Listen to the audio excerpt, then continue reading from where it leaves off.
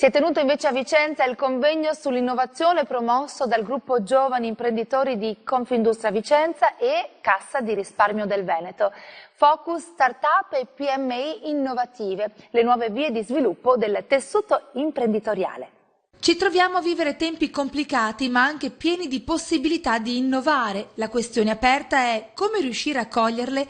Questa è la premessa che ha dato il via al convegno Focus Startup e PMI innovative, ricerca, innovazione e formazione, promosso dal gruppo Giovani Imprenditori di Confindustria Vicenza e Cassa di Risparmio del Veneto e moderato da Enrico Pagliarini, giornalista di Radio 24.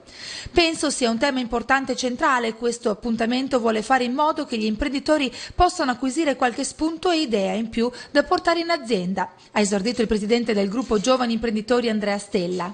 È seguita la presentazione dello studio Scienza e Tecnologia al servizio delle imprese, investire in innovazione conviene, a cura di Fabrizio Guelpa, responsabile Industry e Banking, direzione Studi e Ricerca Intesa San Paolo, che ha messo in evidenza come la crisi abbia rallentato gli investimenti in RS, creando un ostacolo alla ripresa.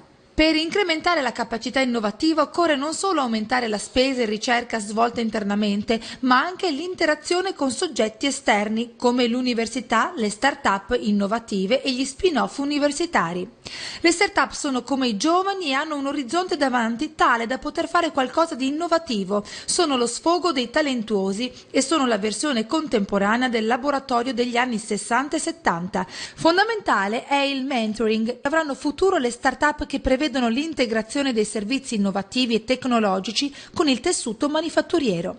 Sulla stessa linea anche l'intervento di Eugenio Calearo Ciman, presidente Primo Miglio, l'incubatore di start-up manifatturiere di Vicenza, che cerca di trovare una strada per fornire un accompagnamento alle start-up una volta che escono dall'ambiente protetto dell'incubatore. Da parte nostra invece facciamo il secondo miglio, ha aggiunto Diego Caron, presidente Caron A&D. Quello che manca nelle start-up è soprattutto la capacità di fare marketing, comunicare, fare un business plan e vendere l'idea. Secondo me una startup è l'idea che sta alla sua base, è compito di noi imprenditori capire a cosa può servire e lanciarla sul mercato.